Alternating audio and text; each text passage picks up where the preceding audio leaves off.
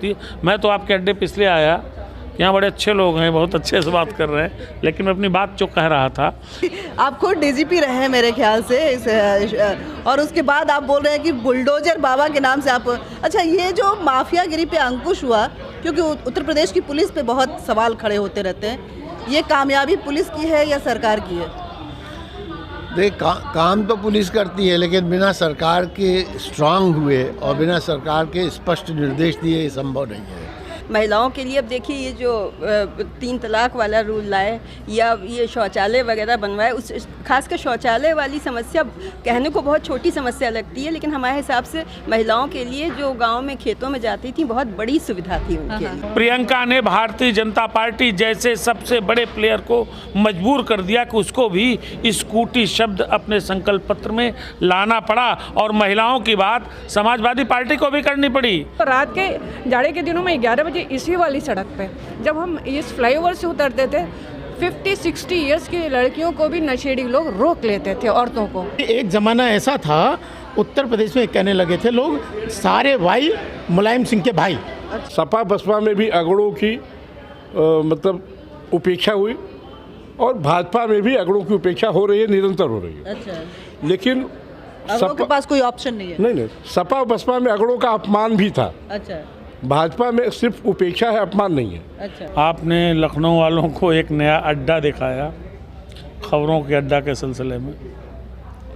बहुत से हमारे दोस्त यहाँ बैठते थे, बड़ी चर्चाएं सुनता था, लेकिन दुर्योग बस कभी यहाँ बैठा नहीं।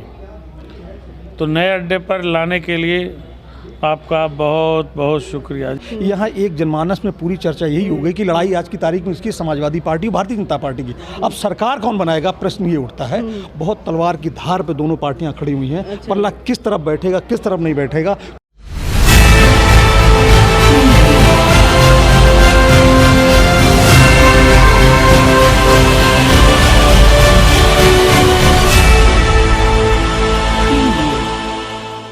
नमस्कार, मैं अनीता चौधरी और देखिए ये न्यूज़ अड्डा इंडिया है। यहाँ खबरों की कोई डिस्कशन नहीं होती है, कोई डिबेट नहीं होता है।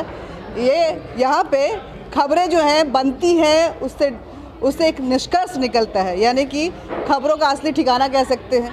ये कह सकते हैं कि खबरों का असली अड्डेबाजी यहाँ पे होती है। बातचीत के ज़रिए हम निष्कर्ष तक पहुँचना चाहते हैं। एनालिसिस में कोई शोर शराबा नहीं। जो आप देखते होंगे कि मेन स्ट्रीम मीडिया पे चिल्ला के बातें तो करते हैं, लेकिन कहाँ पहुँचना है, उस गाड़ी को कहाँ तक जानी है, ये पता ही नहीं चलता। लेकिन न्यूज़ अड्डा इंडिया जब तक निष्कर्ष तक नहीं पहुँचता तब तक अपनी बातों को ख़त्म नहीं करता है। और हम इस चुनावी सफ़र में, चुनावी अड्डेबाजी में आपको दिखाया हमने कि पश्चिमी यूपी से होते हुए, बनारस से होते हुए, गोरखपुर से होते हुए, अयोध्या होते हुए लखनऊ पहुँचे। और लखनऊ में जब हम यहाँ आए तो ये रेस्टोरेंट मुझे बहुत ज़्यादा फैसिनेट किया।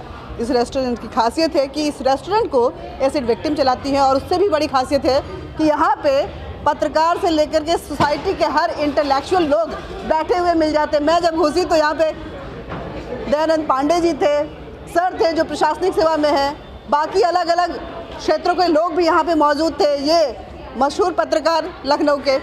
तो ऐसे में बातचीत का हमने सोचा कि चलो यहीं पे अड्डेबाजी अब शुरू की जाए। हमने अपने अड्डेबाजी शुरू कर दी। सर, सबसे पहले तो आपसे बात करना चाहूँगी कि उत्तर प्रदेश के प्रशासन को लेकर बड़ी बातें होती हैं कि उत्तर प्रदेश जो है वो कभी माफियाओं का गढ़ हुआ करता था, पता नहीं आज है कि नहीं है, मुझे नहीं पता। मैं बहुत दिनों बाद आई हूँ लखनऊ। कभी लोग बोलते थे कि ये उल्टा प्रदेश है, किसी को भी सही बातें समझ में आती ही नहीं है। क्या लग रहा है कि इन 5 सालों में प्रदेश की स्थिति वैसी ही रही और सरकार फिर उसी दौर से गुजरी, या कुछ बदलाव हुआ जिसके बिना पे सरकार की वापसी हो सकती है? देखिए, जहाँ तक लॉ एंड ऑर्डर का सवाल है, पिछले 5 सालों में बहुत अंतर आया है। क्योंकि पहले जैसा आपने बताया कि माफिया, नकल माफिया, शराब माफिया, रेत माफिया, मतलब हर तरह का, और जो बड़े वाले थे किडनैपिंग के माफिया वो तो थे ही, तो वो सब यहाँ पर उधम मचाए हुए थे, जिसे कहना चाहिए। तो उस पर बहुत नियंत्रण किया गया है, इसमें कोई संदेह नहीं है। और एक ख़ास बात ये देखी गई है कि मतलब माफिया एक्टिव तो अब भी हैं और अब भी वो कांड भी करते हैं, लेकिन हर एक के प्रकरण में कड़ी कार्रवाई की जाती है शासन के यहाँ। और जैसे जानते हैं कि बुलडोज़र मशहूर ही हो गया। बुलडोजर बाबा, अब आप खुद डीजीपी रहे हैं मेरे ख्याल से और उसके बाद आप बोल रहे हैं कि बुलडोजर बाबा के नाम से आप, अच्छा ये जो माफियागिरी पे अंकुश हुआ, क्योंकि उत्तर प्रदेश की पुलिस पे बहुत सवाल खड़े होते रहते हैं, ये कामयाबी पुलिस की है या सरकार की है?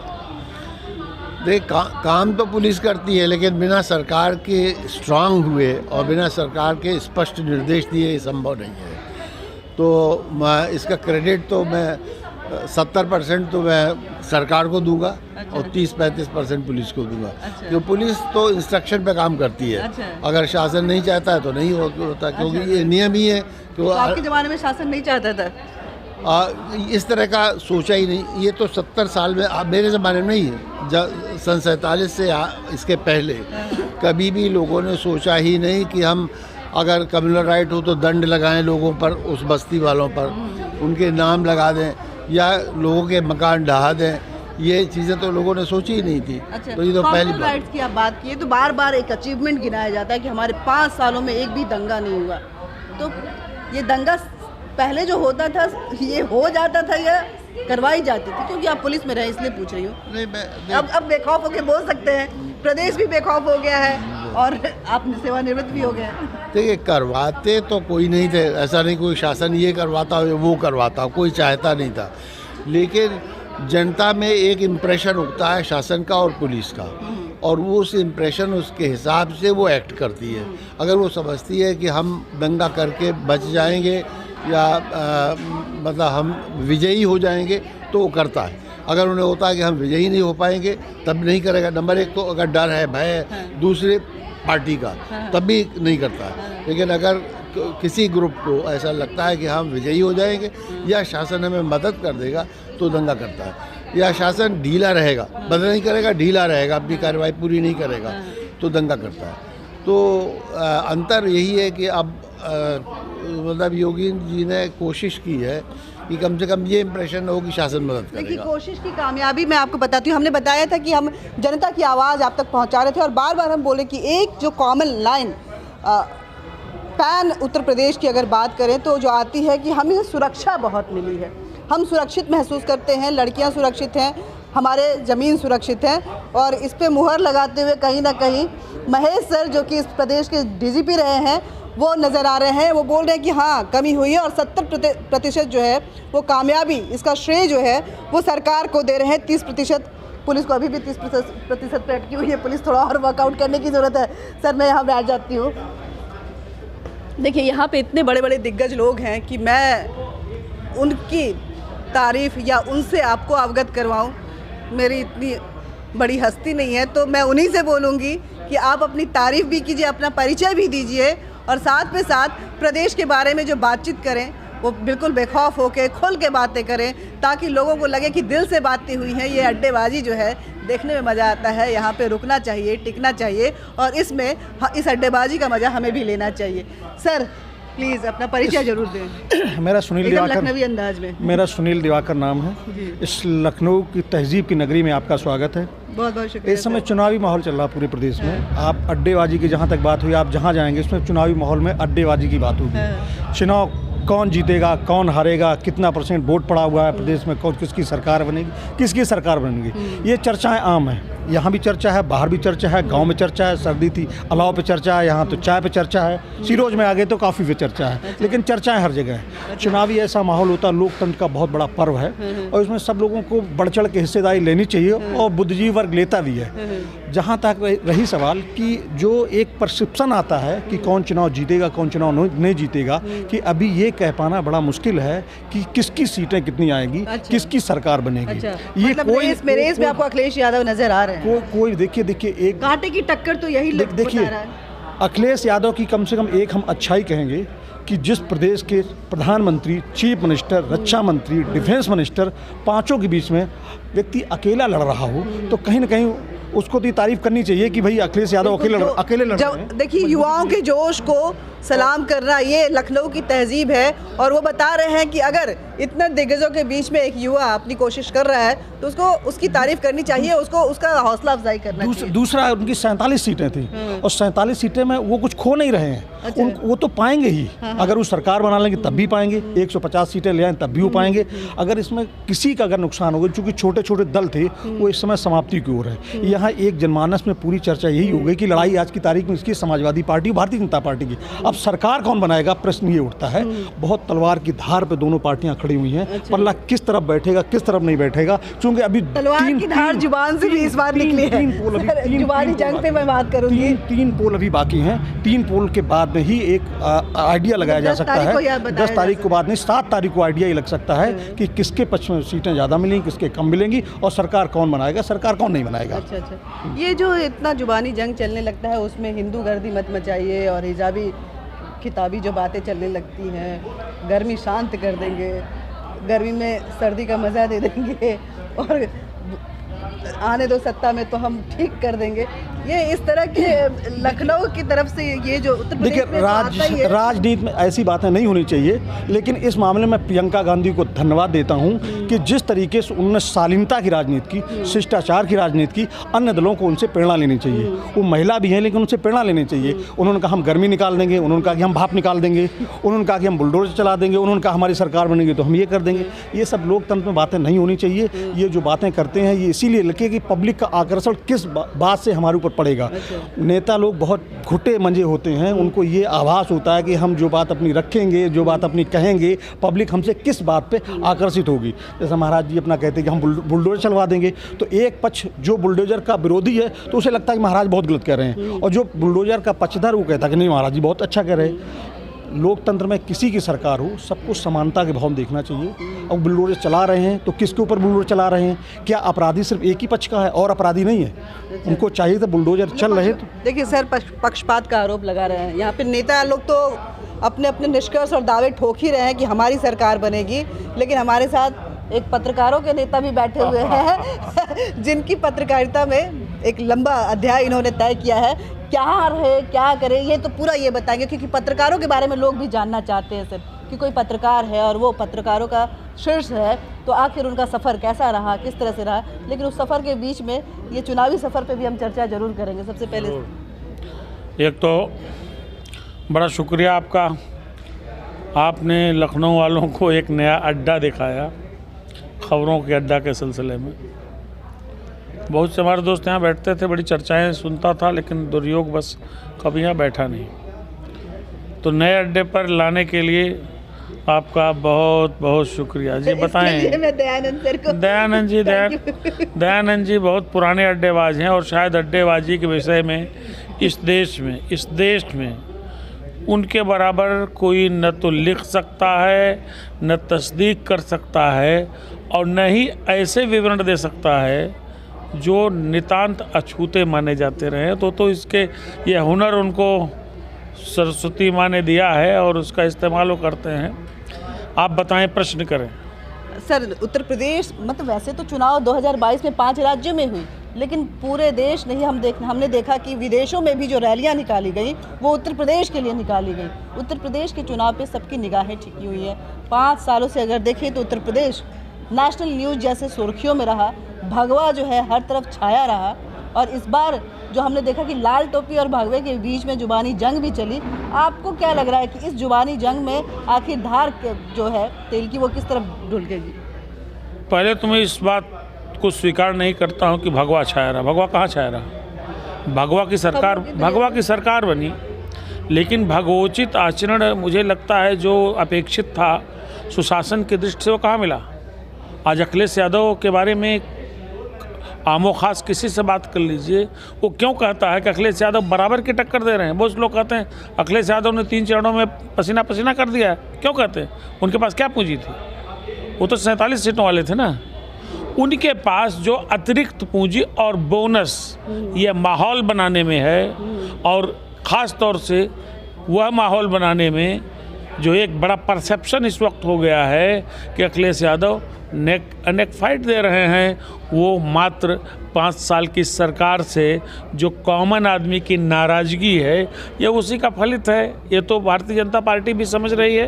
अच्छा। और बुलडोज़र की बात कर रहे हैं। पहले तो मैं एक बात क्लियर कर दूं, इस पॉइंट पे कोई ये नहीं कह सकता कौन जीत रहा है। फिर भी मैं कहता हूं कि फाइनली जो दृश्य बन रहा है, अभी भी मैं भारतीय जनता पार्टी का अपर हैंड मानता हूं, बावजूद इसके कि पहले और दूसरे चरण के बड़े चंक में भारतीय जनता पार्टी से कुछ खास बिरादरी, खास समुदाय में नाराज़गी थी। लेकिन जो नया ट्रेंड अब दिख रहा है मैनपुरी यानी तीसरे चरण के चुनाव के बाद, वो बड़ा ख़तरनाक है। वो उसी तरीके ख़तरनाक है जो ख़तरा भारतीय जनता पार्टी को आमतौर पर पसंद आता रहा है, और जिस खतरे के मुनाफे से गुजरे 7 साल में 80% से अधिक का स्ट्राइक रेट सक्सेस का भारतीय जनता पार्टी ने मेंटेन किया है, इस्टेब्लिश किया है। इस पे आता हूँ 1 मिनट। लेकिन जो बात अभी हो रही थी वो ये कि उत्तर प्रदेश के चुनाव में क्या परिदृश्य है। देखिए, अभी बुलडोज़र के जिक्र जहाँ जाइए इस पूरे देश में, बुलडोज़र जिक्र तो सुना है, वाशिंगटन टाइम्स और न्यूयॉर्क टाइम्स में भी होने लगा। अच्छा। पर दिक्कत क्या है कि भारतीय जनता पार्टी यूपी की सियासत का सूमो पहलवान रहा है, इससे आप इनकार नहीं कर सकते। उसने इस्टेब्लिश किया अपने आप को 2014, फिर 17, फिर 19। लेकिन जब आप सरकार में होते हैं, सत्ता में होते हैं, मैं उस रवायत की बात नहीं कर रहा हूँ। उत्तर प्रदेश में 5 साल बाद परिवर्तन हो जाता, परिवर्तन होता रहा है। परिवर्तन के पीछे कुछ कारण बहुत मजबूत और कॉमन रहे हैं, जैसे law and order. Law and order की बात आप करेंगे तो लॉ एंड ऑर्डर के लिए प्लस पॉइंट योगी सरकार को मिलता है, मिलना भी चाहिए, इसमें कोई शक नहीं, क्योंकि ऑर्गेनाइज क्राइम पर काबू किया।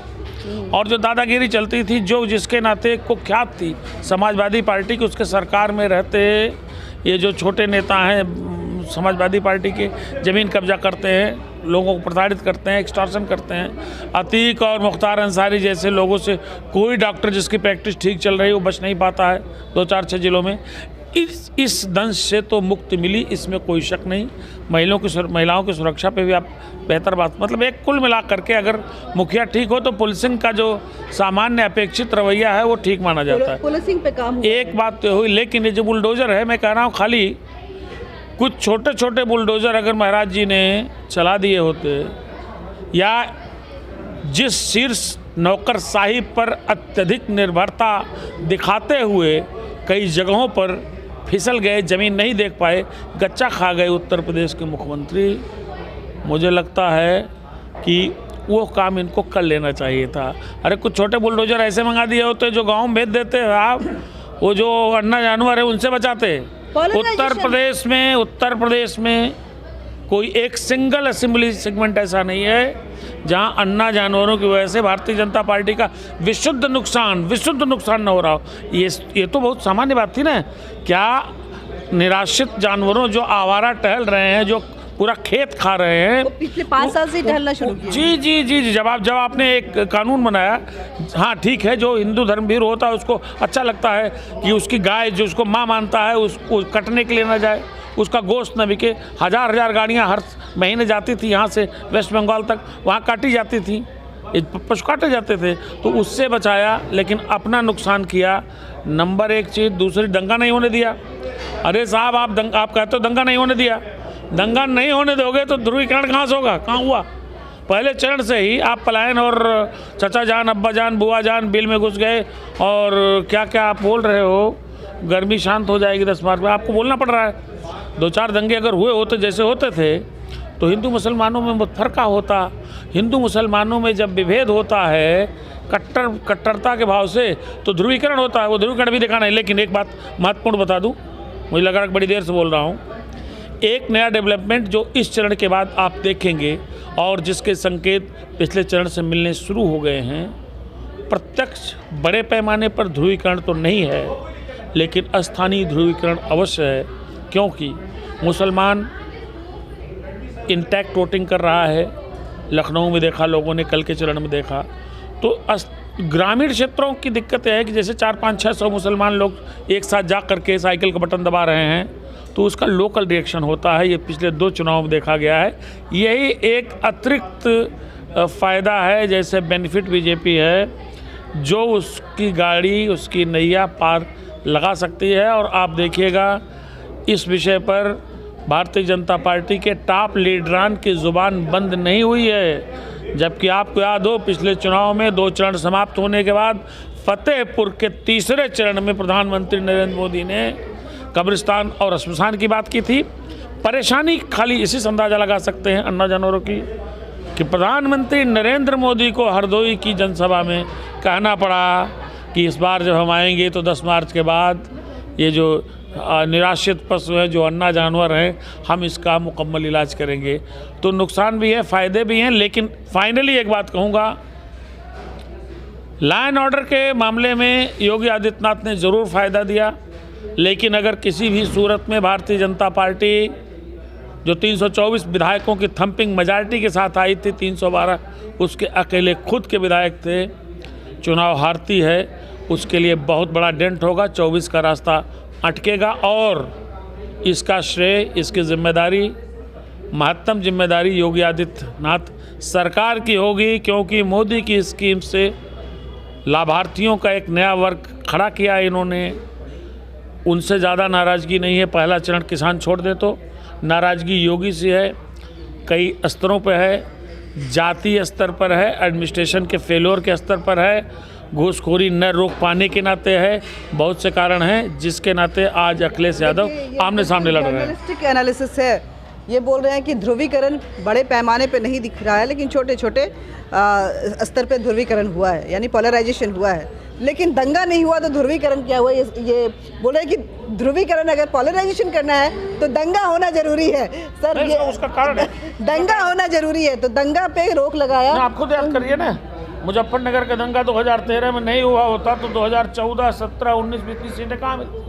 अच्छा, मुजफ्फरनगर का दंगा जो है, इसकी वजह से आप ये तीनों जीत, इसका श्रेय दें। पहले से पोलराइजेशन दिखता आ रहा है भाई।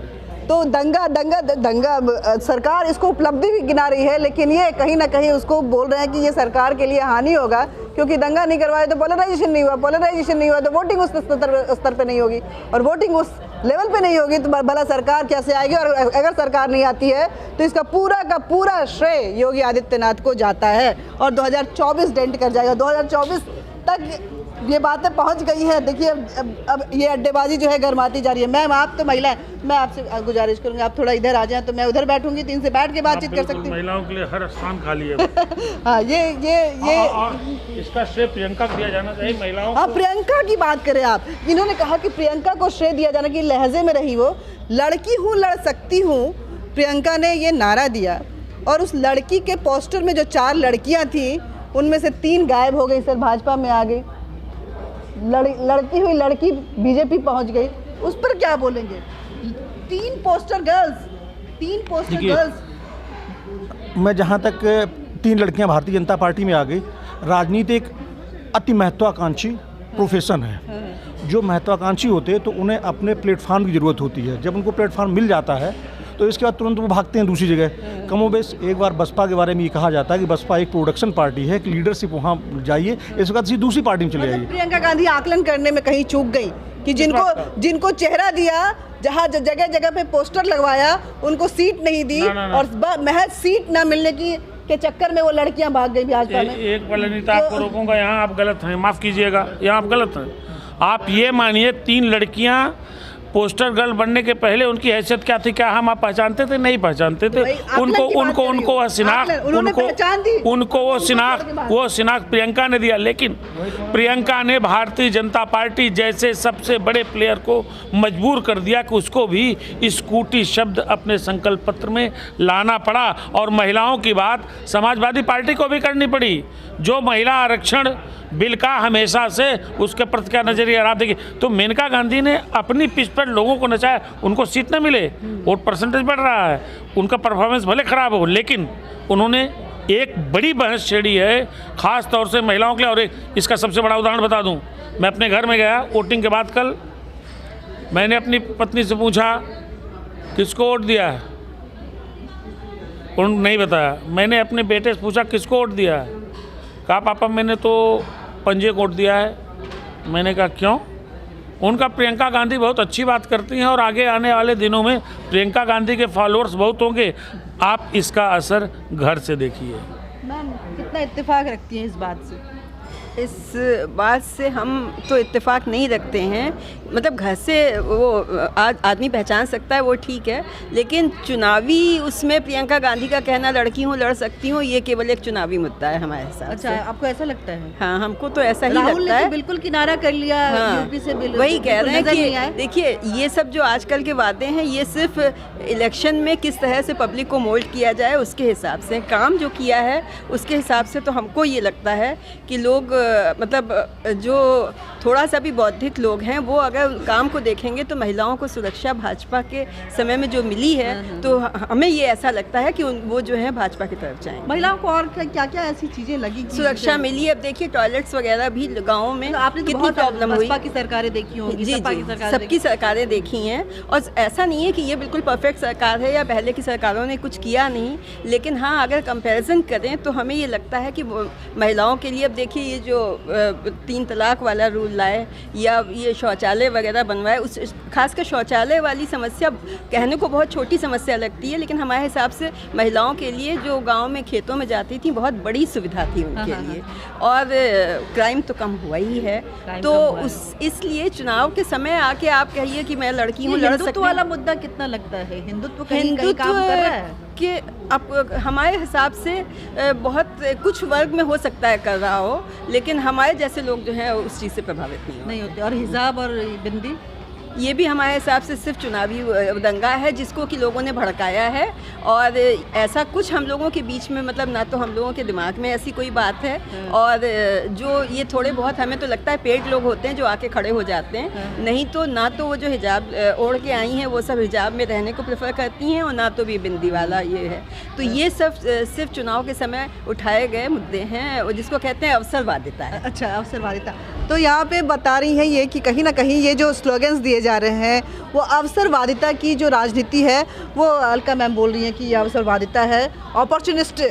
ये आप विपक्ष को अपॉर्चुनिस्ट बोल रही है या सत्ता पक्ष को? मतलब जो भी इस तरह के वो कर रहे हैं। आपने लड़की वाली जो बात कही उस पर हमने कहा। अच्छा, वो प्रियंका गांधी को अपॉर्चुनिस्ट बोल रही है प्रियंका का। अच्छा ये बताइए कि ये कौन चला गया इसमें? पोस्टर गर्ल जो बनाई वो, और वो प्रियंका ने उनको पोस्टर गर्ल बना के उनको छला, या उन लड़कियों ने प्रियंका गांधी को छल दिया कि उनको पहचान तो दी प्रियंका ने लेकिन वो चल दी दूसरी तरफ?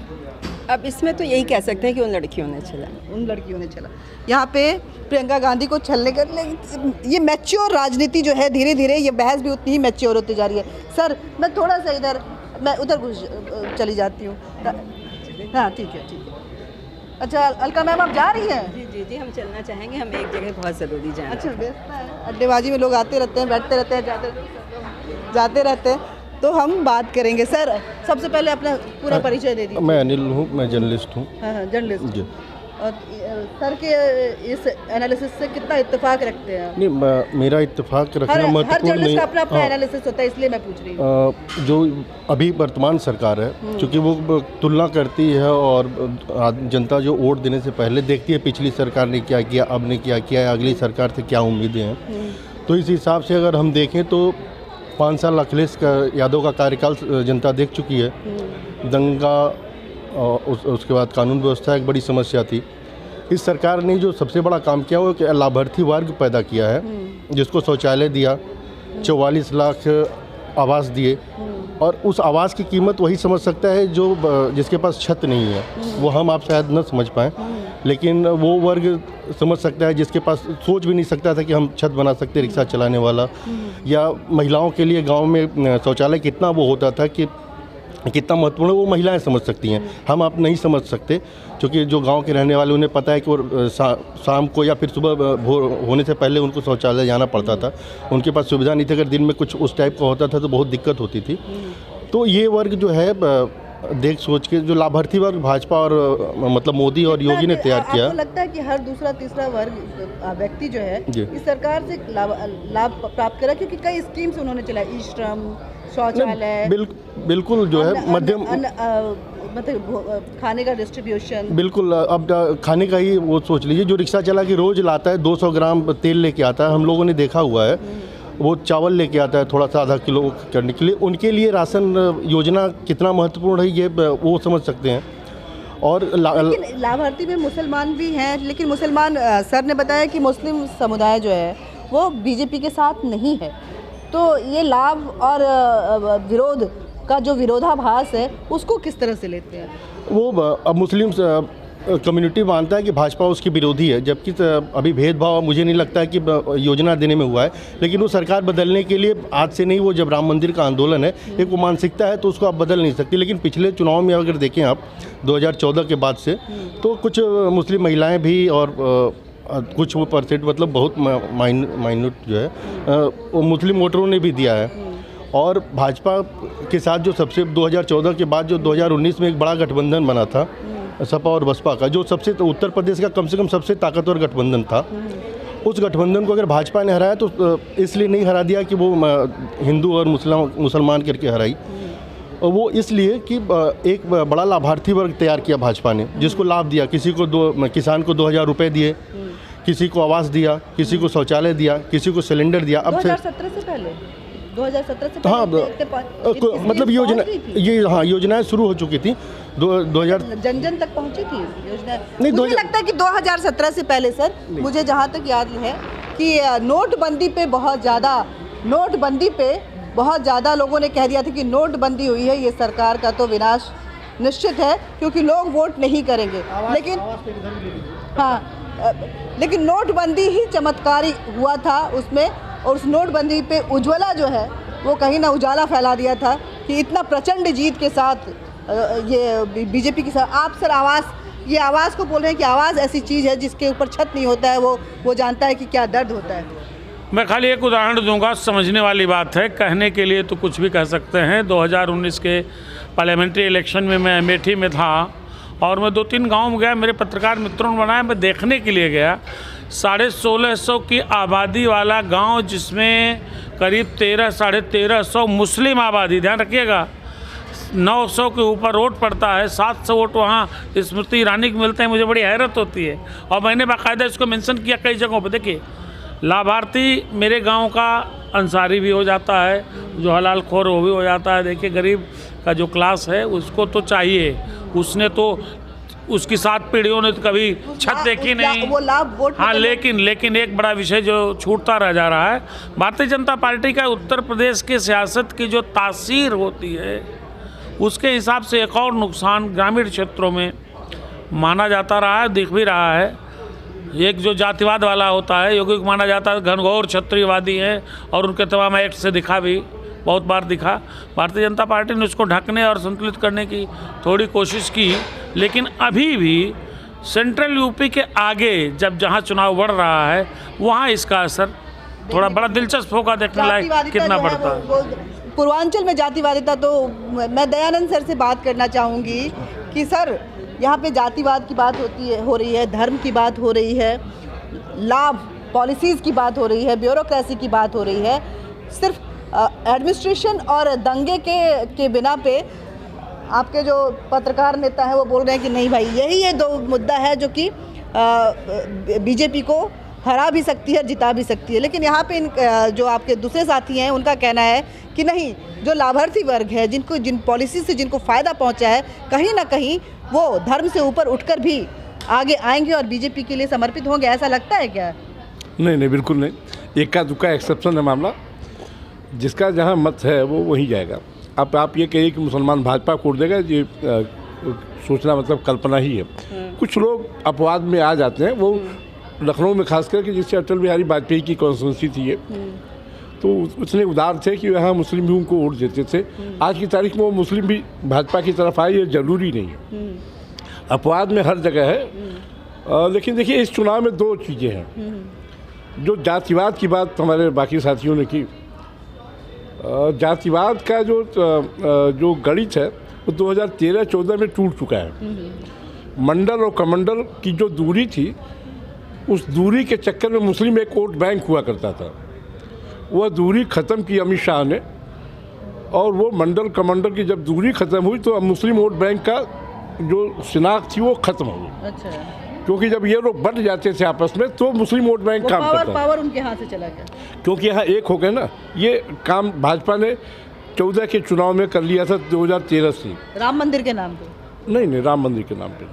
राम मंदिर के नाम पे तो कमंडल था ही, और मंडल पहले से, भाई मंडल और कमंडल कब से आए? जब बीपी सिंह प्राइम मिनिस्टर बने और उन्होंने मंडल की सिफारिश से लागू की लाल किले से, तो उसके बाद कमंडल शुरू होता है। उससे पहले कमंडल था कहाँ? राम आंदोलन था राम मंदिर का, लेकिन कमंडल जैसा कुछ नहीं था। तो माना गया था कि मंडल और कमंडल टकरा रहा है, और ये बार बार हुआ। उसका लाभ बाकी क्षेत्रीय पार्टियों ने, जैसे बसपा है, सपा है, या और भी जगहों पे लालू यादव ने, लोगों ने उठाया।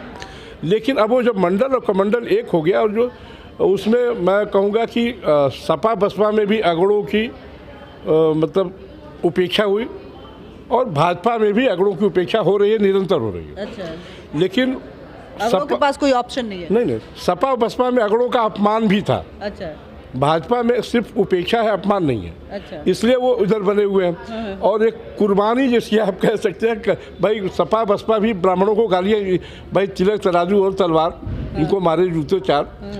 भाजपा भी उनको मार नहीं रही है, लेकिन संकेत वही है। आप देखते जाइए, सवर्ण लोग भाजपा में भी बहुत पीछे हुए हैं। तो और इसलिए चुप है वो सवर्ण, और फिर भी उनकी मजबूरी हो जा रही है कि साहब भाजपा की तरफ जाए, क्योंकि वो जो सपा बसपा जो उनको अपमानित करते थे, वो इंगित करके अपमानित करते थे, वो मुश्किल हुई है। लेकिन इस चुनाव में ये फैक्टर जाति होती वाला नहीं, हिंदू मुसलमान का तो है। जिस तरह से जिन्ना की एंट्री अखिलेश ने कराई, या फिर जिस तरह से अभी अहमदाबाद के 38 लोगों को फांसी हुई, या जिस तरह से जयंत चौधरी और अखिलेश का समर्थन हुआ, एक गठबंधन हुआ, उन सब चीज़ों में आई हैं चीज़ें। लेकिन सचमुच हिंदू मुसलमान पे ही वोट नहीं है। ये जो अभी का वोट है कानून व्यवस्था को लेकर, अखिलेश ने अपने कार्यकाल में बहुत अच्छे काम किए थे, कई अच्छे काम किए, मैं गिनाना चाहता हूँ। जैसे ताज एक्सप्रेस, जैसे यहाँ SCL लाए, जैसे IT हब बनाने का काम अखिलेश ने किया। अखिलेश ने जो तमाम गरीब बच्चों के हाथ में भी लैपटॉप दिया, वो क्रांतिकारी फैसला था, वो आसान फैसला नहीं था। लेकिन वो सब उनकी जो जब मुलायम सिंह पहली बार मुख्यमंत्री बने थे, तो एक बात चली थी, नाम मुलायम काम कठोर। उन्होंने सचिवालय से सारे अंग्रेजी का काम धाम हटवा दिया था, अंग्रेजी के टाइपराइटर फेंकवा दिए थे, और हिंदी में काम शुरू किया था। तो कहा गया था नाम मुलायम काम कठोर। लेकिन बहुत जल्दी एक नारा आया कि नाम मुलायम गुंडई कायम। अखिलेश यादव में वो गुंडई बहुत कस के आई, और यादववाद इस तरह से आया, और मुस्लिम तुष्टीकरण इस तरह से आया कि लोग बिदक गए। और 2017 के चुनाव में आप याद करिए, कांग्रेस और सपा का समझौता हुआ था। उस समझौते में अखिलेश इतना बहक गए कि उन्होंने कहा गुजरात के 2 गधे आए हैं, उससे भी बहुत फर्क पड़ा। इधर भी वो गुजरात का गधा नहीं कह रहे हैं, लेकिन जैसे चिलम हाँ, वो बस वही मैं कहने जा रहा हूँ। अब वो झूठ बोल रहे हैं, कह रहे हैं कि साहब हमारी दीवार और कालीदास मार्ग जो मुख्यमंत्री का निवास दीवार एक मिलती थी, अब नहीं है, वो सरकारी आवास नहीं, कैसे रह सकते, वहाँ तो खाली करा दिया गया। अब वो कह रहे हैं साहब चिलम का धुआं हम देखते हैं। तो ये कहना भी ठीक नहीं है। अच्छा। अब सन्यासी लोग चिलम पीते हैं, अब योगी पीते हैं नहीं पीते मैं भी नहीं जानता, अब वो अलग बात है। ये ठीक वैसे ही है जैसे लोग डाउट क्रिएट कर रहे हैं। लेकिन चिलम का जो चक्कर चला है, ठीक है भाई। मैं बताऊं आपको कि 2019 के चुनाव में, मैं गोरखपुर का रहने वाला हूं, एक बार गया वहाँ, तो जब बातचीत की तमाम अपरिचित लोगों से, हमारे मुंह से निकल गया रवि किशन वहाँ चुनाव लड़ रहे थे। हमने कहा वो तो गजेड़ी है, तो लोगों ने हमको मारने के लिए दौड़ा लिया। कहने लगे उससे क्या होता, हमने कहा फिर उसको कैसे वोट देंगे, तो कहने लगे उसको वोट कौन दे रहा है। फिर हमने कहा तब, उन्होंने कहा हम तो मोदी को वोट दे रहे हैं। आज की भी तारीख में उत्तर प्रदेश में जो चुनाव लड़ा जा रहा है, मैं पंजाब की बात नहीं कर रहा हूँ, मैं मणिपुर की भी बात नहीं कर रहा हूँ, मैं उत्तराखंड की भी बात नहीं कर रहा हूँ, कम से कम जो उत्तर प्रदेश में देख रहा हूँ, तमाम लोगों की अपने स्थानीय विधायकों से शिकायतें हैं, तमाम लोगों को छुट्टा साड़ से भी शिकायतें हैं। लेकिन अगर लोगों से बात करिए तो कहते हैं साहब हम विधायक कोर्ट नहीं दे रहे, हम तो योगी और मोदी कोर्ट दे रहे हैं। वो जो अभी कह रहे थे ना लाभार्थी, एक लाभार्थी भी फैक्टर है, लेकिन उतना बड़ा फैक्टर नहीं। जो कानून व्यवस्था का जो मसला है ना, जो बुलडोजर चला, बुलडोजर निगेटिव भी है, उस तरह से बुलडोजर किसी भी प्रशासक को या शासक को नहीं चलवाना चाहिए। लेकिन और कोई रास्ता भी नहीं है। विकास दुबे को अगर आप कहते हैं कि साहब वो कहा ना, दुबे को लेकर तो ब्राह्मणवाद की जो राजनीति की जा रही है, गलत रहा। विकास दुबे अपराधी था, उसमें कोई दिक्कत नहीं थी, लेकिन जिस तरह से उसका इनकाउंटर किया गया वो गलत था कानून। लेकिन उसको सज़ा भी कोई दिलवा देता, बहुत मुश्किल काम था। वो उसका वही रास्ता था। और कोई KPS के लिए याद कीजिए, पंजाब में यही कहता था कि नो अरेस्ट, नो सुनवाई और सीधे चुकाई, ये कहता था, और ख़त्म कर दिया आतंकवाद। तो गुंडों को आप इसी तरह काबू कर सकते हैं, लोकतांत्रिक तरीकों से गुंडों से आप नहीं निपटते। आदरणीय महेश चंद्र द्विवेदी बैठे पुलिस प्रशासन में रहे, अच्छी तरह जानते हैं कि बहुत मुश्किल से अपराधी काबू में आते हैं, कोर्ट ले जाते हैं, कोर्ट पैसा दे के छोड़ देती है।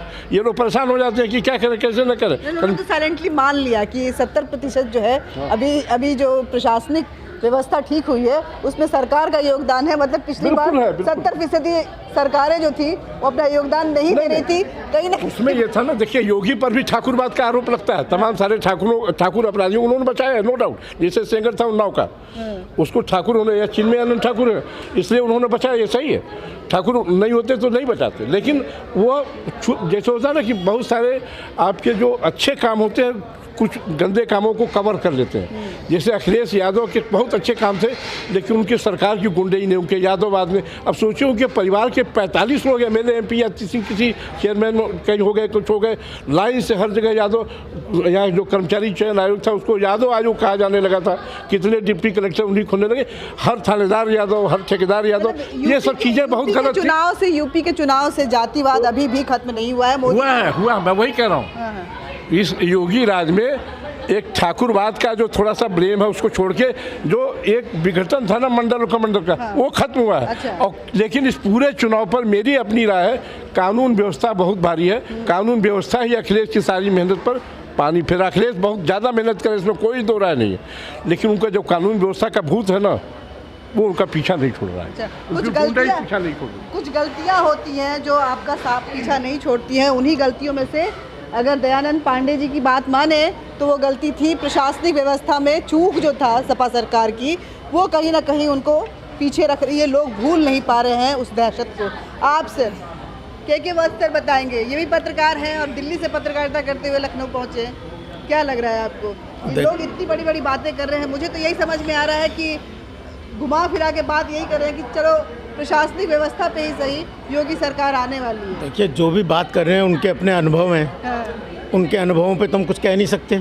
और कुछ ऐसे अनुभव होते हैं जो यूनिवर्सल होते हैं, वो सबके होते हैं। उसके लिए ज़रूरी नहीं वो नागरिक जो है नॉर्मल वो समझता है। वो ये कह रहा है अपराध के मामले में तो कुछ मामलों में बाबा भी हमाम घर में है और अखिलेश भी हमाम घर में ही है, दोनों हैं, ठीक है। तो मगर उसके बावजूद आम जो नागरिक है उत्तर प्रदेश का उसको ये लगता है कि हम रात को आराम से सोते हैं। अच्छा। हाँ, और ये सच है कि एक जो साधारण मीडियम क्लास के लोग हैं, उससे भी नीचे जो नौकरी करने जाते हैं, शाम को 4 बजे रात को 11 बजे आते हैं, और ख़ासकर उन महिलाओं को, लड़कियों को, उन जेंट्स को लगता है कोई रास्ते में चाकू नहीं दिखाएगा हमको। क्योंकि एक ज़माना ऐसा था उत्तर प्रदेश में कहने लगे थे लोग, सारे भाई मुलायम सिंह के भाई। अच्छा। सारे भाई मुलायम सिंह के भाई। अच्छा। उनका ऐसा यादव का मतलब एक आतंक हो गया था। सारे थानाध्यक्ष, मतलब तब यादववाद था, अब ठाकुरवाद है। हाँ, मगर ठाकुरवाद तब भी था वो बात तो। लेकिन मुझे जो लगता है अभी जो चुनाव की स्थिति है उसमें जो अखिलेश है उसने नींद तो हराम कर दी सबकी, अच्छे खासे दिग्गजों की बुरी तरह से। टक्कर दे रहे हैं, वो टक्कर दे रहा है, अकेला वन मैन शो है। हाँ। सबकी छीछा लेदर करके सबकी नींद हराम कर रखी है।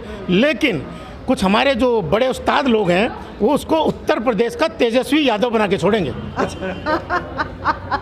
मतलब सब कुछ हो जाएगा, लेकिन मैंने देखा है कि मुलायम सिंह पर सरकार की नजर इनायत गवर्नर समझ नहीं पाएगा दिन में 2 बजे कि मैं अखिलेश यादव को बुलाऊं सरकार बनाने के लिए कि योगी को। वो उसका विवेक ये कर रहा होगा गवर्नर का, लेकिन पता चलेगा उसके विवेक को जो ऑपरेट करते हैं लोग वो कहेंगे नहीं यार बात ठीक है, अखिलेश के इतने हो गए हैं लेकिन बुलाओ बीजेपी को ही। अच्छा। तो वो तेजस्वी यादव बन जाएंगे। एक बात बहुत क्लियर कट योगी मेजॉरिटी से आ रहे हैं, कंफर्टेबल मेजॉरिटी से आ रहे हैं, उसमें कोई दो राय है नहीं। बाकी अपनी अपनी राय है, आप उठा के देख लीजिए 300 के आसपास आ रहे हैं। वो गुंडई जो है ना और कानून व्यवस्था उनको ला रही है, बाकी चीज़ें तो शांति जो है ना योगी के कुर्सी को बहुत अच्छी तरह से। एक बड़ी बात हुई इस चुनाव में कि ये पहली बार ऐसा चुनाव हो रहा है पिछले 20-25 साल में जिसमें सारे देवी देवता भगवान एक तरफ हैं। अच्छा। मतलब उनको कोई पूछ ही नहीं रहा। अच्छा। कोई राम वाम से किसी का लेना देना नहीं है, राम का नाम नहीं, मतलब राजनीतिक इशू नहीं बन रहा है, राजनीतिक नहीं बन रहा है। लेकिन हिंदुत्व तो की बातें तो हो रही है सर, हिंदुत्व की बातें हो रही है, वो तो होती है। दीपक कबीर है, दीपक सर जी बताइए, पूछिए। ये बोल रहे हैं कि राम ओम तो नजर नहीं आ रहे हैं, राम दुर्गा शिव कहीं नजर नहीं आ रहे हैं, लेकिन मैंने भाषणों को भी सुना वो हिंदुत्व इंक्लाइंड। नज़र आने चाहिए नहीं थे, लेकिन बिना राम को इधर लाए आती हूँ, आपका चेहरा उधर घूम रहा है।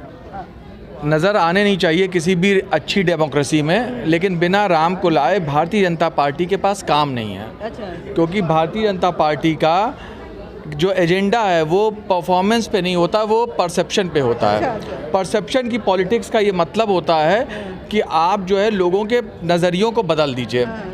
अभी हमारे बड़े भाई दयानंद भाई जो बात कह रहे थे, कहीं यादववाद उस तरीके का नहीं था, लेकिन मीडिया में जिस तरीके का परसेप्शन, आज आप लिस्ट निकल आई हैं, सब छतरी भरे हुए हैं, सारे डीएम है, लेकिन कोई ठाकुरवाद उसे नहीं कहता है, क्योंकि हमारे यहाँ के माइंडसेट में जिस तरह की कैंपेनिंग करी जाती है, अपराध की बात है। अखिलेश यादव जब आया था तो डीपी यादव, जो उसी की यादव बिरादरी का, उनका टिकट माफिया होने की वजह से काटा गया था, हटा दिया था देने के बाद। नहीं, वो तो केस मैं कवर की हुई हूँ, उस केस को मैं कवर, डीपी यादव के केस को मैं कवर करी हूँ। विकास यादव, जब तक कोर्ट का प्रेशर नहीं आया तब तक डीपी यादव को हटाया नहीं गया, और जैसिका लाल से लेकर नीतीश कटारा तक सबके परिवारजन जो है कैंडल मार्च निकालते रह गए, लेकिन यहाँ पे कोई एक्शन नहीं हुआ। नहीं, अखिलेश ने उसको हटाया था, लेकिन आप देखिए अखिलेश, आपके पास जब डेवलपमेंट का मॉडल होता है तो आप पार्क दिखा पाते हैं, हेल्थ को लेकर कोरोना में आप एक्सप्रेसवे दिखा पाते हैं, आप जेपी सेंटर बता पाते हैं, आप बहुत सारी चीज़ें,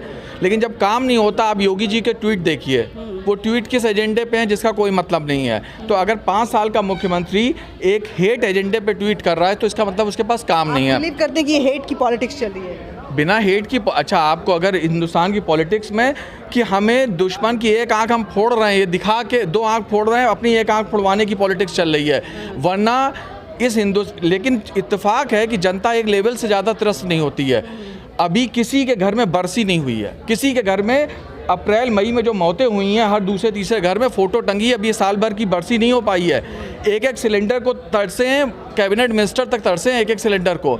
तो उत्तर प्रदेश की राजधानी में, और ये कब, कोरोना की दूसरी वेव थी, कोरोना की पहली वेव में भारत सरकार को लोन दिया गया था, अचानक लॉकडाउन किया गया था, इतनी तबाही हुई इस आधार पे कि कोरोना को कंट्रोल करने के नाम पे।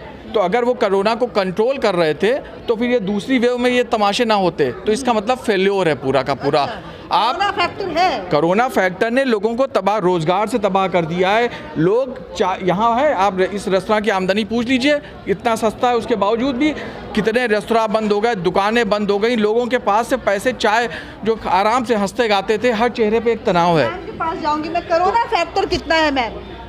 कोरोना फैक्टर बोल रहे हैं कि कोरोना फैक्टर ऐसा है कि योगी सरकार के नाको दम कर सकता है। कैसे नाक में दम कर सकता है? क्योंकि कोरोना काल में ही जितने मेडिकल कॉलेजेस खुले हैं उतने किसी भी जो है उसमें नहीं खुले हैं, सिर्फ इंजीनियरिंग कॉलेजेस ही खुल रहे थे। मेडिकल कॉलेजेस तो अभी, और मेडिकल फैसिलिटीज़ भी अभी बढ़ी है। और देखा जाए तो मैं जो महसूस करती हूँ एक नागरिक की तरीके से बातों पे, और जो है अगर डिबेट पे ना जाऊँ तो मेरे घर में एक मेरे सहयोगी है जो मेरे घर में मेरे कामों में मदद करती है। उसने अभी कल ही गई थी, बाराबंकी की तरफ की रहने वाली है। उसने कहा कि दीदी मुझे जो है कई साल बाद आज जाकर के विधवा पेंशन अब हमारी बहाल हुई है। और इस विधवा पेंशन पे तो इतनी राजनीति हो रही है, लेकिन वो बंद थी, वो अभी उसको मिली है। तो हम तो ये देख रहे हैं ना कि लाभ अभी मिल रहा है। कभी भी जो है कानून बना, बोल रही है कि हमने लागू किया था, लेकिन दिया नहीं, सरकार ने बंद किया, बहाल किया है। अगर वो उसने कल ही मुझसे बताया है और मैंने उसको बोला कि 27 का वोट है तो तुम जाकर के वोट दो। तो जो चीज़ें मुझे दिखाई पड़ी, और जो एक और जो मेरे साथ खुद पे भी थी, जब जिस दिन इन्होंने चुनाव जीता, ये इतना फ्री थे सारे लोग कि आकर के रात के 9-9 बजे इन लोगों ने घंटियां बजाई हैं लोगों की। अच्छा। कि जो है हमारी सरकार आ गई। वो कौन थे? वो एकदम फुटपाथ वाले जो है गुंडे थे। अच्छा। और उनकी बन आई। अभी हम बहुत सेफ फील करते हैं। अच्छा, ये सेफ्टी रीजन जो है, मैंने गांव से लेकर शहरों में, ये हर जगह हम इतना सेफ इस समय, हाँ, हम औरतें इतना सेफ फील करते हैं, बता नहीं सकते। उसके पहले ये जो है काउंसलिंग के लिए हम लोग बाहर जाते थे तो कितने केसेस थे हमारे पास कि लड़कियों के ये परेशान करे, वो परेशान करे। अभी नहीं। मैं इसमें ब्रह्मा कुमारी की तरफ से जाती हूँ गांव में। वहाँ पे लोग बोलते थे, तो वो हम लोग जाकर के उनसे पूछते हैं कि क्या दिक्कतें हैं क्या नहीं है। एक आध घर ऐसे थे जिनका घर के अंदर किचन है, किचन में एक साइड में वो खाना बनाते थे, जगह नहीं थी, दिन में बाहर नहीं जा सकते तो घर की औरतें टॉयलेट वगैरह वहाँ करती थी। लेकिन इधर 2 साल के भीतर मैंने देखा कि सरकार की तरफ से बाहर जो है टॉयलेट बना और वो परेशानी ख़त्म हुई। तो मैं आपसे सिर्फ ज़मीनी बातें कर रही हूँ, मैंने सुनी हुई बातें नहीं करी। जो हम गाँव में अभी अर्जुनगंज, मोहनलालगंज, ये सब जो हम लोग जाते हैं काउंसलिंग के लिए, वहाँ जो हमने देखा वो बताया, जो हमारे घर में हमारी काम वाली बता रही है वो हम आपको बता रहे, जो मुझे महसूस हो रहा है, जो सेफ्टी फैक्टर फील हो रहा है। नहीं तो रात के जाड़े के दिनों में 11 बजे इसी वाली सड़क पे जब हम इस फ्लाईओवर से उतरते थे, 50-60 ईयर्स की लड़कियों को भी नशेड़ी लोग रोक लेते थे, औरतों को। अभी हम आराम से 10-11 बजे निकलते हैं, ये जो नहीं है हमारे अंदर। महिलाओं के लिए ये बहुत बड़ी बात होती है। इस बिना पे मैं देख रही हूँ कि मैं गांव-गांव घूमी हूँ। मैं पहली बार ये सड़क, अगर शहर की बात करें तो इस पूरे 1.5 महीने से मैं बाहर हूँ और इस 1.5 महीने में 4 शहरों को मैंने कवर किया है। गोरखपुर छोटा कस्बा लेकिन शहर ही है, बनारस शहर है, लखनऊ शहर है और छोटे मोटे ऐसे शहर जो हैं उनको कवर किया। बाकी हर जगह मैं गांव में गई हूँ, गाँव सुधर। वहाँ पे एक लाइन कॉमन मुझे मिला कि हम सुरक्षित महिलाओं की तरफ से खासकर। ये सुरक्षा तो आधी आबादी तो योगी जी के साथ है, आधी आबादी को मैं बोलूँगी। दूसरी बात यह है कि मैं गोरखपुर से ही हूँ। गोरखपुर में कभी ये जो बातें हो रही थी धर्म को लेकर, हिंदू मुसलमान, कभी झगड़ा नहीं होता है, बहुत आराम से सब रहते हैं। और वहाँ पे ये सारी चीज़ें जो है, व्यवस्था भी बहुत अच्छी है। वहाँ के हॉस्टल में मैं रही हुई हूँ क्योंकि गाँव की हूँ, तो वहाँ पे भी हम लोगों को भय नहीं कभी लगा। और यहाँ पे भी। अच्छा, आप बताइए जी। ये बोल रही हैं कि कानून व्यवस्था इतनी अच्छी है कि इसके लिए उसको क्रेडिट देना ही चाहिए। क्रेडिट देगा तो जाहिर सी बात है वो वोट में कन्वर्ट होगा। ये आधी आबादी का ये आवाज़ जो है उस पर आपका कितना समर्थन है? नहीं, मेरा तो पूरा समर्थन विविधता के साथ है, क्योंकि हम लोग अभी भी रात में अगर हम 2 बजे भी यहाँ पे 10-90 पे आइसक्रीम खाने आते हैं तो ये डर नहीं लगता कि रास्ते में हमें कोई रोक लेगा। अच्छा, पहले रोका जाता था क्या? पहले क्या, ये तो ऐसी जगह थी सर, तो बता सकते हैं कानूनी व्यवस्था तो सर के साथ हाथ में थी। तो जीप के बोनेट पर सब इंस्पेक्टर को, डिप्टी एसपी को बहुत कांड हुए हैं। चिरंजीव सिन्हा को इस चौराहे पर बहुत कांड हुए हैं। हाँ, उनको घसीटा गया था, तो सुरक्षा तो है। चिरंजीव सिन्हा थे सर। अच्छा, चलिए, पुलिस वालों को भी यहाँ घसीटने का मामला आया है। मैं उधर से आती हूँ, नहीं तो अब सपा सरकार को अखिलेश के साथ। आप मैडम बताइए, इधर से। हाँ, आप बताइए। महिलाएं तो बहुत उत्साहित नजर आ रही है। नहीं, महिला भी महिलाएं तो सुरक्षित। प्रियंका गांधी का ही साथ दे दीजिए। देखिए, साथ प्रियंका गांधी महिला हो इसलिए हम साथ दें, ये तो ज़रूरी नहीं है। अच्छा, क्योंकि जो कानून व्यवस्था है, लॉ एंड ऑर्डर है, जो गुंडागर्दी थी, वो सारी चीज़ें साफ नज़र आती हैं। बिल्कुल सफाचट हो गया है ये मामला।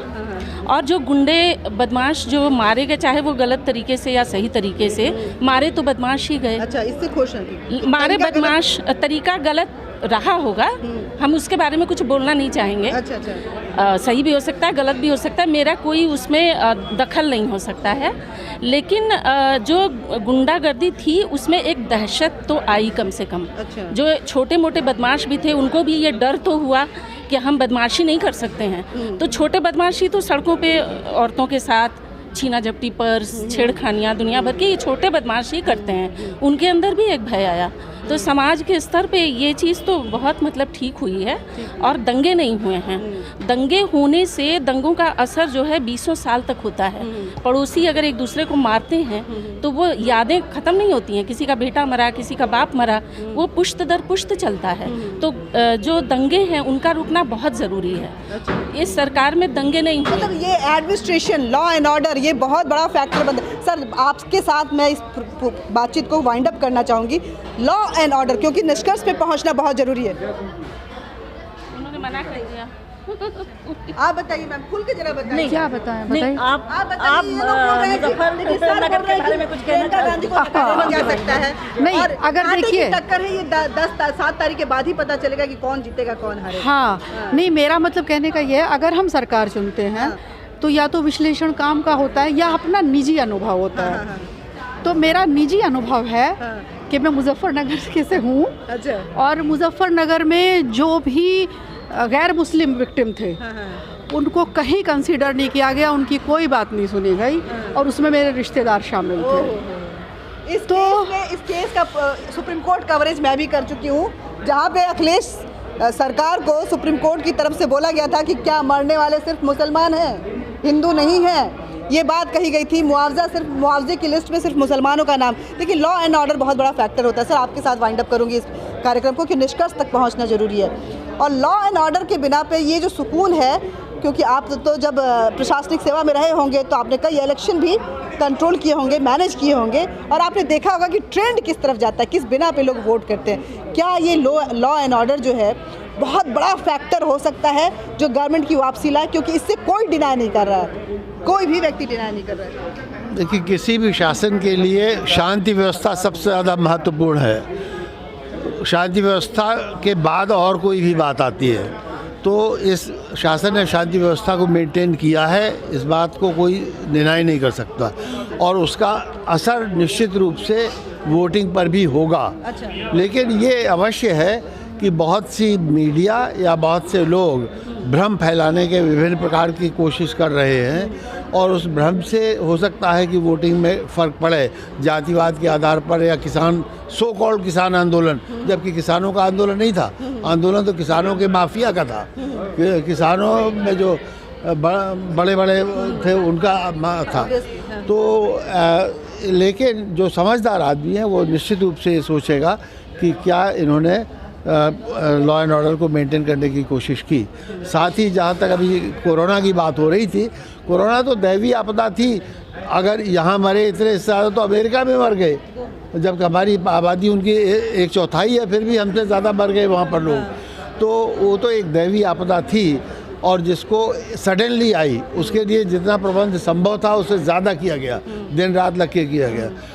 अब ऐसा शासन या ऐसा शासक ऐसा पहले नहीं देखा गया है जो 24 घंटे केवल एक ही काम करता हो, वो है शासन के पक्ष में काम करना।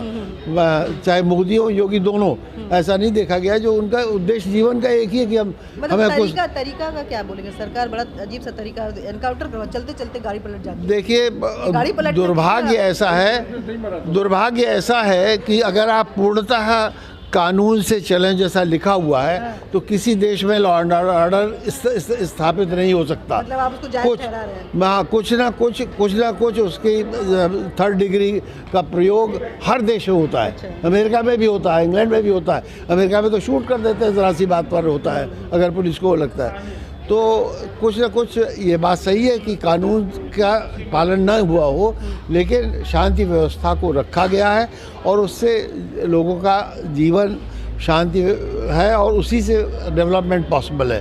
हमारे यहाँ जो माफिया थे वो भाग गए हैं या डरे हुए हैं या जेल में हैं।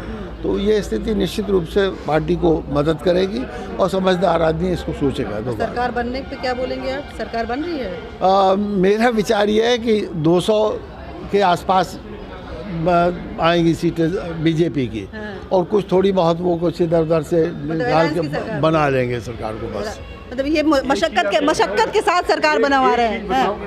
नहीं, एक चीज़ बताऊं कि जितने सारे काउंटर बुलडोजर हुए हैं, ये मानवाधिकार कार्यकर्ता पता नहीं कहाँ गायब हो गए, जो हरदम खड़े हो जाते थे। इस बार तमाम NGO भी गायब हो गए, तमाम सारी कहीं मानवाधिकार कार्यकर्ता दिख ही नहीं, कहाँ गए सब। और ये मुख्तार अंसारी है, इनकी जो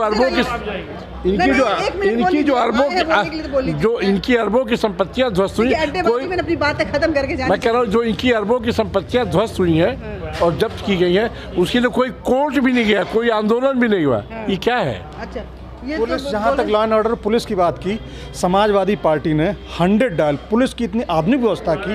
आप नहीं पहले पैरोकार, अरे दूसरी तो बात आने दो ना पहले। नहीं करिए, खत्म कर ले। 100 डायल की व्यवस्था उन्होंने लागू की थी, ठीक है।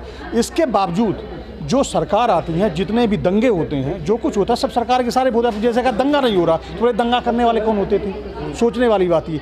जहाँ तक आवाज़ की बात है, उनकी पहले मतलब ये बोल रहे हैं कि दंगा करवाने मान ली कोई सत्ता में बैठ जाए, नहीं हम क्यों कहे योगी थे, कोई भी हो सकता है, समाजवादी पार्टी हो सकती है, भारतीय जनता पार्टी होती है, कोई भी हो सकता है, उसमें कोई भी हो सकता है। सर ये बोल रहे हैं कि दंगा नहीं हो रहा, तो दंगा करवाने वाले कौन थे? मैं समझता हूँ कि क्षमा कीजिएगा, ये हमारे बड़े प्रिय है, लेकिन ये मैं किसी पत्रकार की भाषा इसको नहीं ग्रहण करता हूँ।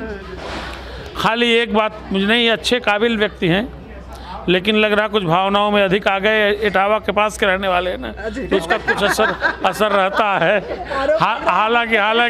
हालांकि आदरणीय डॉक्टर महेश चंद्र द्विवेदी जी भी उसी जिले के हैं, लेकिन ये बहुत दूसरा नहीं बैलेंस इनका पूरा। जब टीजीपी हुआ करते थे तो भी इनका आचरण। मैं खाली एक बात जो फिनिशिंग लाइन आप कह सकती हैं, देखिए एक बड़ा दिलचस्प मामला है, और मैं यहाँ अखिलेश यादव को अगर कोई आधुनिक महाभारत हो तो उसके अभिमन्यु के रूप में देखता हूँ। लेकिन माफ़ कीजिएगा, कृपया महाभारत के मूल स्वरूप से इसकी तुलना मत कीजिए। अभी तक उन्होंने जो द्वार तोड़े हैं, यानी जिस तरीके का माहौल बनाया है, जो परसेप्शन बनाया है, जिस तरीके की वोटिंग हुई है, इस आधार पर मैं ये ग्रहण करता हूँ कि अखिलेश यादव अभी तक नई महाभारत, जरूरी उस स्क्रिप्ट की महाभारत नहीं जो हमको स्वीकार्य है, जो हमने वर्षों से देखी है, जो प्राचीन ग्रंथ है, जिसकी एक कथा है, जिसके भीतर एक धर्मभीरता है, मैं उसकी बात नहीं करता हूँ। लेकिन अगर आगे यही परफॉर्मेंस उन्होंने कंटिन्यू किया तो आप जान लीजिए कि अखिलेश यादव शायद आज के दौर की महाभारत क्रिएट कर सकते हैं। पहला दौर तोड़ चुके हैं इस इलेक्शन में, ये निश्चित रूप से जो प्रत्यक्ष दिख रहा है, इसमें कोई शक नहीं। लेकिन मैं फिर कह रहा हूँ कि आप जहाँ हैं, यहाँ से एक नया चरण, एक नया दौर शुरू हो रहा है। 8 द्वार एक कृष्ण और अर्जुन देवता नहीं होंगे। पहला द्वार जब वो आए, सबसे पहले काम क्या किया, सारे आतंकवादी छोड़ दिए। ये नहीं महाभारत, ये पहला द्वार जो तोड़ा था अखिलेश ने। तो इस तरीके की महाभारत अखिलेश लिखेंगे और फिर कुछ नहीं बचेगा, क्योंकि सारे आतंकवादी जो है बाहर होंगे। ऐसा है, मैं इस पर कोई सफाई नहीं, मैं जो बात कह रहा था अगर मैं पूरी कर लेता, आप लोग कृपया कहें। अरे भाई आप सबको, एक मिनट रुकिए, बात खत्म तो पूरी कर दूं, बात खत्म तो कर दूं। बात मैंने शुरू की, ये कोई टेलीविज़न चैनल की बात थोड़ी है। अभी तक मैं 80 घंटे लाइव कर चुका हूँ 4 चरणों में, 12 चैनल्स पे। वहाँ काँव होता है, मुझे परेशानी होती है। मैं तो आपके अड्डे पे इसलिए आया, यहाँ बड़े अच्छे लोग हैं, बहुत अच्छे से बात कर रहे हैं, लेकिन मैं अपनी बात जो कह रहा था, इतना सामान्य नहीं है किसी भी राजनेता को, किसी पॉलिटिकल पार्टी को अभिमन्यु कह देना। मेरे इसके पीछे के निहितार्थ कृपया समझें। इसका मतलब तो ये भी समझा जाता कि उनका अंत कब हुआ था, ये भी तो आदमी समझ सकता है सामान्य। मैंने कहा कि जो पेस उन्होंने अभी तक मेंटेन किया है, एक बहुत बड़े पॉलिटिकल सुमो पहलवान के सामने, जो एक परसेप्शन क्रिएट किया है विद इन अपोजिशन। 3 दशक बाद उत्तर प्रदेश में हमको लगता है हमारे बाद की पीढ़ी पहली बार देख रही होगी बाइपोलर इलेक्शन। बसपा जैसा बड़ा किरदार हाशिए पे है, कहीं चर्चा नहीं है। हालांकि आने वाले चरणों में उसकी बड़ी भूमिका होगी, और उसकी यही भूमिका भारतीय जनता पार्टी को एक एज दे सकती है। मुझे लगता है कि अगर भारतीय जनता पार्टी एज नहीं ले पाई तो नई स्क्रिप्ट, नई पटकथा महाभारत की लिख सकता है अभिमन्यु। और अगर जो एज का माहौल दिख रहा है भाजपा ने पाया, तो निश्चित रूप से फिर पुरानी महाभारत का सीन होगा। सर कुछ बोलना चाहते हैं सर? देखिए, न्यूज़ चैनलों पर देख के अगर आप चीज़ों को तय करते हैं तो बहुत गलतफहमी में है। आप याद कीजिए, पश्चिम बंगाल में भी यही न्यूज़ चैनल दिखा रहे थे कि भाजपा कांटे के मुकाबले में है। उत्तर प्रदेश में भी यही न्यूज़ चैनल दिखा रहे हैं कि सपा कांटे के मुकाबले में। सपा निश्चित रूप से मुकाबले में है, लेकिन कांटे के मुकाबले में नहीं है। आप उसको ज़्यादा ओवर एस्टिमेट मत करिए, और न भाजपा, किसी को ओवर एस्टिमेट मत कीजिए, न अंडर एस्टिमेट कीजिए। सच ये है कि न्यूज़ चैनलों पर अखिलेश यादव ने पैसों की बरसात कर दी है। अच्छा, सच्चाई ये नया है। आरोप है। एक मिनट सुनिएगा। ये नया आरोप है। अरे अनिता, अगर अखिलेश यादव ने पैसों की बरसात कर दी है, या पांडे जी आप तो इतने विद्वान व्यक्ति हैं, ये देश के जाने माने लेखक हैं, महाराज जी झूठ क्यों बोल रहे हैं? आप सरासर झूठ बोल रहे हैं। और देखिए, नहीं मुझे बताइए, किस न्यूज़ चैनल ने, किस सर्वे एजेंसी ने भारतीय जनता पार्टी को 230, 35, 40 से कम सीटें दिखाई है? आप वही तो मानेंगे, ओपिनियन तो वही मानेंगे। जनता को ओपिनियन कौन दिखाया? ऐसा नहीं है। सर्वे क्या होते हैं या ओपिनियन पोल क्या होते हैं, एग्जिट पोल क्या होते हैं, उनका हश्र हम लगातार देख चुके हैं। पिछली बार बिहार चुनाव में उन्होंने तेजस्वी यादव को बना दिया था मुख्यमंत्री एग्जिट पोल में, लेकिन बना क्या? चैनल की सुनेंगे तो तेजस्वी यादव बन जाएंगे। तो तेजस्वी यादव को उन्होंने बना दिया था ना मुख्यमंत्री, और वहाँ पश्चिम बंगाल में भाजपा को सरकार बनवा दी थी। ऐसे नहीं सरकार बनती है, ना ऐसे कोई मुख्यमंत्री बनता। तेजस्वी यादव तो 10 लाख नौकरियाँ देने के लिए बिल्कुल बधाइयाँ ले रहे थे, लेकिन क्या हुआ? ऐसा कुछ नहीं है। ओपिनियन पोल वो सब पैसे देके किए जाते, और जिस तरह से किए जाते हम सभी जानते हैं, उसका कोई मतलब नहीं। इसीलिए मैंने कहा ना कि पैसे की बरसात कर, हम नहीं कह रहे भाजपा दूध की धोई हुई है, वो भी कर रही है, लेकिन अखिलेश यादव का जो इत्र वाला पैसा है, जो टोटी टाइल वाला पैसा है, वो इतना ज़्यादा बदबू मार रहा है, उसका कोई हिसाब नहीं है। ए भाई, दुनिया में कोई एक ऐसी टाइल बताइए जो उखाड़ने के बाद लग जाती हो। दुनिया में कोई एक टाइल ऐसी बताइए। अरे क्यों टाइल उखड़वा दी भाई? हम भी सरकारी घर में रहते हैं, ये भी सरकारी घर में रहते हैं, सब सरकारें लगाती हैं टाइल, कोई हम नहीं लगाने आते हैं। अब हमसे जवाब दिलवाते, मतलब इतना झूठ समझे। भारतवर्ष में अगर कोई बोल रहा हो, आज चैनल किसकी बात कर रहे हैं? चैनल किसके बिके हुए? चैनल पे कौन किसकी बात हो रही है? अखिलेश यादव पास इतने पैसा ही नहीं है, समझे। और नाम ना हो तो बताओ, नाम बताओ तुम। अखिलेश वर्सेस योगी जो है वो उत्तर प्रदेश के चुनाव। आइए मैं आ जाइए। 1500 करोड़ रुपए किसको दिया गया? कितने चैनल को दिया गया है? हम कहाँ? महिलाएं कम नहीं रहनी चाहिए, महिलाओं को सबसे ज्यादा सुरक्षा मिली है। नहीं, महिलाओं को सबसे ज़्यादा सुरक्षा मिली है। एक तरफ जिसके तरफ जो है बिल्कुल किसी का ध्यान नहीं जा रहा है कि एक ऐसे नाक छुई जाती है, कैसे नाक छुई जाती है। चोर एक जो वो होते हैं जो पैसा आपका सीधे सीधे चुरा लें, एक वो होते हैं जो हमारा जो जहाँ पे हमारा टैक्स लग रहा है सब कुछ उसको ख़त्म कर दे, हमारी बसेस तोड़ दे, हमारे जीप तोड़ दे, सब कुछ तोड़ दे। ऐसे अपराधियों को, मतलब नियम कानून नहीं था, उसके बावजूद उन्होंने नियम बनाया और पोस्टर छापे और ऐसे अपराधियों पे लगाम कसी। इस वजह से अब जो है ये दंगे फसाद दंगेश नहीं कर पा रहे हैं, दंगेश नहीं कर पा रहे हैं। ये सारी चीजें खत्म देखिए, तो हम कार्यक्रम को वाइंड अप करना पड़ेगा। बातें अड्डे में बैठते तो बातों का सिलसिला कहाँ खत्म होता है, बातें चलती रहती हैं, हम उसके मजे लेते रहते हैं, उठने का मन नहीं करता है। लेकिन होता क्या है, अंत में हमें वहाँ से उठना ही पड़ता है, जाना ही पड़ता है, मतलब कार्यक्रम ख़त्म करना ही पड़ता है। अखिलेश यादव की बात करें, मुझे याद आ रहा है मैं 2012 में भी, 2017 में भी और अब 2022 में भी इस उत्तर प्रदेश में आई हूँ। 2012 में जब मैं आई थी तो लोगों ने अखिलेश यादव की तारीफ़ की थी कि अखिलेश यादव सबके पाँव छूते हुए नज़र आ रहे थे। लोगों ने कहा कि ऐसा हो बेटा, अगर जो अपने जाके बुजुर्गों के पाँव छू रहा है तो वो व्यक्ति अच्छा होगा, लड़का अच्छा होगा, इसलिए उसको चुनकर लाए थे। नहीं, मैं वो भी बता दूं, अखिलेश यादव जब मुख्यमंत्री बने थे 2017 में, अरे 12 में, तो स्वाभाविक रूप से नहीं बने थे। आपको बता दूं कि पिता को ब्लैकमेल करके बने थे, सौतेली माँ को ब्लैकमेल करके बने थे कि मैं तुम लोगों की इज्जत सड़क पर उछाल दूंगा।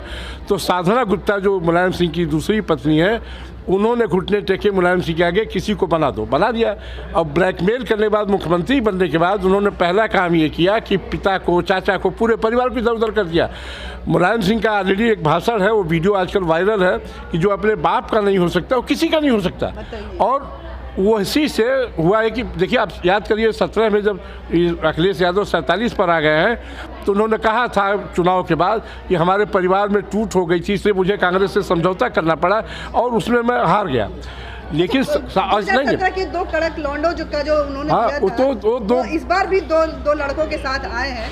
नहीं, जयंत चौधरी बस मेरठ बेल्ट में, बाकी कहीं नहीं है। और मेरठ बेल्ट में भी वही है जहां नॉन मुस्लिम उम्मीदवार उनके हैं, बस, बाकी कुछ नहीं है। एक जाट लैंड है, और जाट में भी जहां मुस्लिम खड़े कर दिए उन्होंने, वहां हार रहे हो। नंबर 1। नंबर 2, जो अगर मुलायम सिंह यादव न कहे होते ना कि जो अपने बाप का नहीं हो सकता वो किसी का नहीं हो सकता। शिवपाल यादव की स्थिति देखिए ना, करहल की बस में जिस तरह से वो खड़े हैं मुलायम सिंह के पीछे, और जिस तरह से बेचारी उनके चेहरे पर टपक रही है। इस बार पूरा परिवार वो करहल ले गए, सबकी फोटोग्राफी कराई। लेकिन साधना गुप्ता भी क्या वोट देने गई? क्या उनका लड़का प्रतीक भी मुलायम का गया? क्या प्रतीक की बहू भी गई? नहीं गई। पूरा परिवार तो इस बार भी एक साथ नहीं है।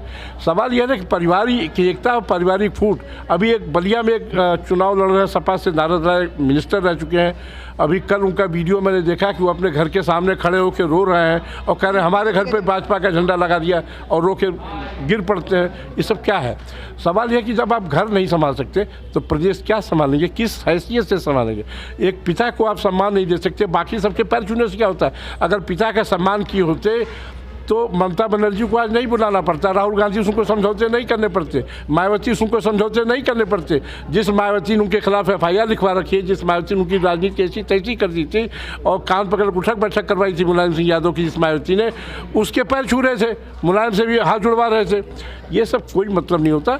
आपका काम आपके साथ आता है और आपकी यादववाद, मुस्लिम तुष्टिकरण और आपकी गुंडाई आपको ले डूबी है, इस चुनाव में भी ले डूब रही है। देखिए ये जो मेजोरिटी हम बात करेंगे उसमें कहीं ना कहीं योगी सरकार बनती हुई नज़र आ रही है। लॉ एंड ऑर्डर की बात करें तो मैं गांव घूमी हूँ और महिलाएं बहुत ज़्यादा संतुष्ट नज़र आ रही हैं। विकास के नाम पे सड़कों को लेकर के ज़्यादातर लोग संतुष्ट नज़र आ रहे हैं। मतलब आधी आबादी 50% तो योगी सरकार के साथ है ही। जो 50% है उसमें भी 25% को लगता है कि विकास हुआ है और इधर 25% बच जाता है। अब उस 25% में लोग बोलते हैं कि साइलेंट वोटर भी है, तो वो साइलेंट वोटर कहाँ जाएगा कोई नहीं जानता है। ये 10 तारीख को पता चलेगा, 10 मार्च को। धन्यवाद आपका। इस अड्डेबाजी का मज़ा लेते रहिएगा। ये गर्माहट बनते रहती है, थोड़ी नोक झोंक होते रहती है, लेकिन जो मज़ा इस अड्डेबाजी में है वो कहाँ डिबेट में। धन्यवाद।